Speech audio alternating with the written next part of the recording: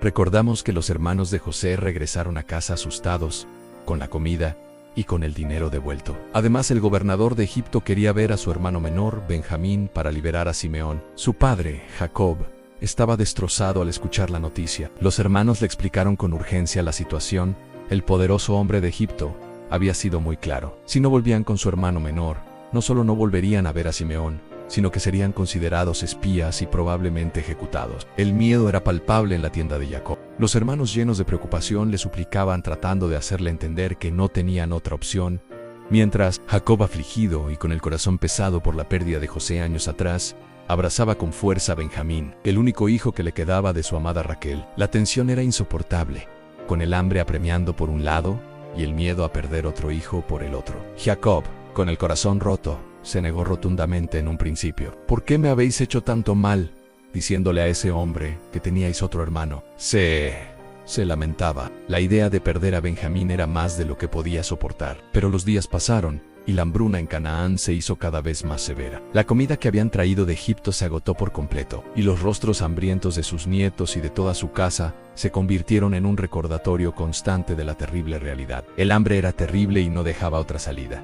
Finalmente, con el peso del mundo sobre sus hombros, Jacob aceptó. Fue Judá, uno de los hermanos, quien dio un paso al frente y selló el pacto. Con una solemnidad conmovedora, le prometió a su padre: «Yo me hago responsable de él. Si no te lo traigo de vuelta y lo pongo sano y salvo delante de ti, seré culpable ante ti para siempre». Conmovido por su determinación, Jacob les dio su bendición y los instruyó para que llevaran los mejores regalos de la tierra: un poco de bálsamo, algo de miel, especias, mirra, nueces y almendras, además del doble del dinero, para devolver lo encontrado en sus sacos. Así, los 10 hermanos, junto con un temeroso pero obediente Benjamín, emprendieron el largo y tenso viaje de regreso a Egipto. Cuando los hermanos llegaron y se presentaron ante el mayordomo de José, el pánico volvió a apoderarse de ellos, especialmente cuando los condujeron a la casa del gobernador. Pensaron que era una trampa por el dinero devuelto, pero para su sorpresa fueron recibidos con amabilidad. Les trajeron agua para lavarse los pies y alimentaron a sus asnos. Simeón fue liberado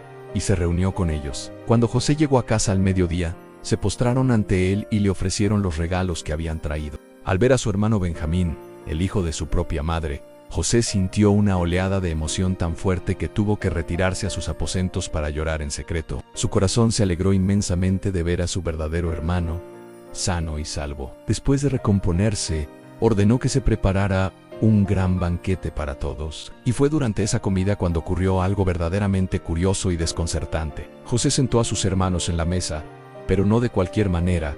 Los acomodó exactamente en orden de edad, desde el primogénito Rubén hasta el menor, Benjamín. Los hermanos se miraban unos a otros, totalmente confundidos y asombrados. ¿Cómo podía este poderoso gobernador egipcio saber su orden de nacimiento? El misterio que rodeaba a este hombre crecía con cada momento que pasaban en su presencia, sembrando una mezcla de temor y fascinación en sus corazones. A la mañana siguiente, llenos de alivio y con los sacos repletos de grano, los hermanos se prepararon para el viaje de vuelta a Canaán. Se sentían afortunados de haber salido ilesos e incluso de haber sido tratados con hospitalidad. Sin embargo, José aún no había terminado con ellos. Tenía una última prueba en mente, una que llevaría su plan a su punto culminante. En secreto, dio una orden muy específica a su mayordomo: «Llena los costales de estos hombres con todo el alimento que puedan llevar, y pon el dinero de cada uno en la boca de su costal. Y mi copa, la copa de plata, la pondrás en la boca del costal del más joven, junto con el dinero de su trigo». El sirviente, sin hacer preguntas, cumplió la orden meticulosamente.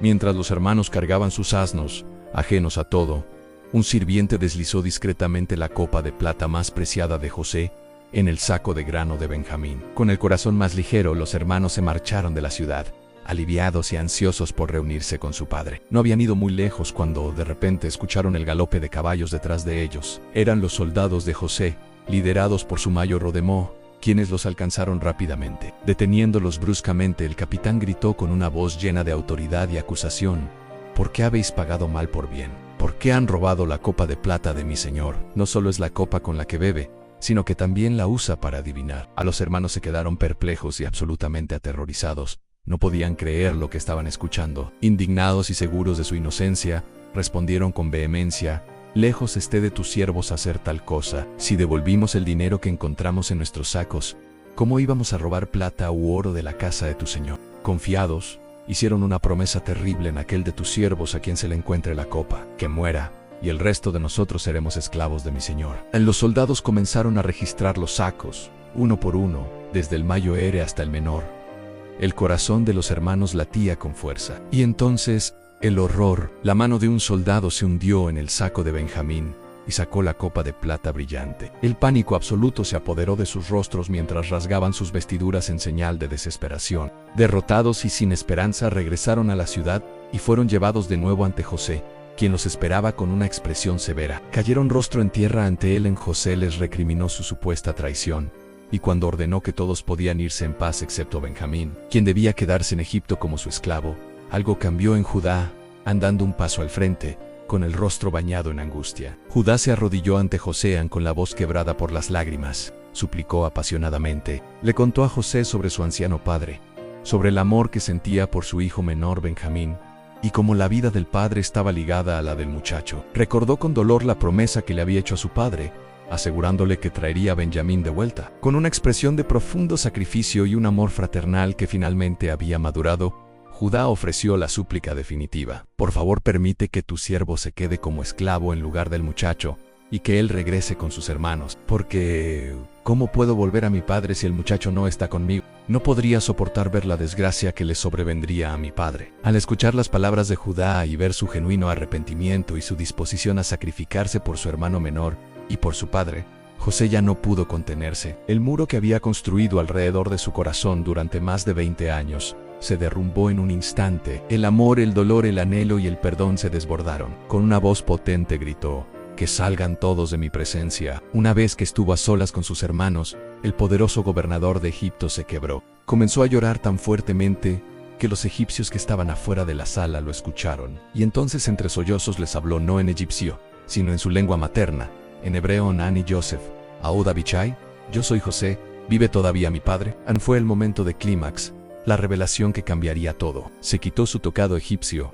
revelando el rostro que vagamente recordaban de su juventud. Los hermanos se quedaron paralizados, petrificados por el asombro, la confusión y sobre todo, un miedo abrumador. El terror se apoderó de los hermanos. No podían articular palabra.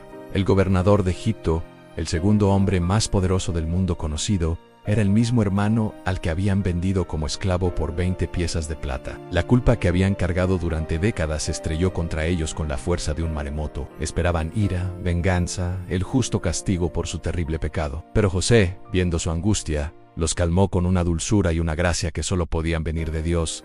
«Acérquense a mí», les dijo con ternura. Y mientras se acercaban tímidamente continuó: «No se aflijan ni se enojen con ustedes mismos por haberme vendido aquí. No fueron ustedes quienes me enviaron aquí, sino Dios». Les explicó el increíble plan divino. Dios lo había enviado por delante de ellos para preservar la vida, para salvar a muchas personas de la hambruna.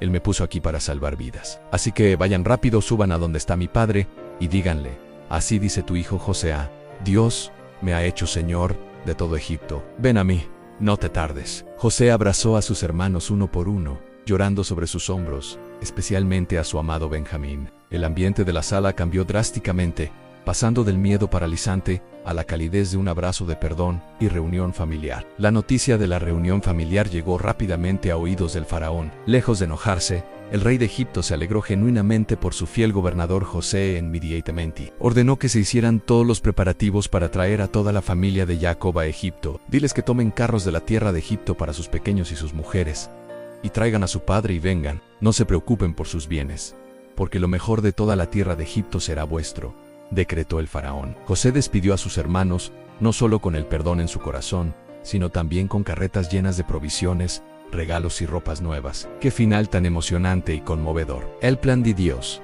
tejido a través del dolor, la traición y la separación, se reveló en toda su gloria. El hijo perdido fue encontrado, la familia rota fue restaurada, y el poder transformador del perdón triunfó sobre el odio y la culpa del pasado. Recuerda suscribirte al canal Aventuras de la Grey y hasta la próxima, amigos.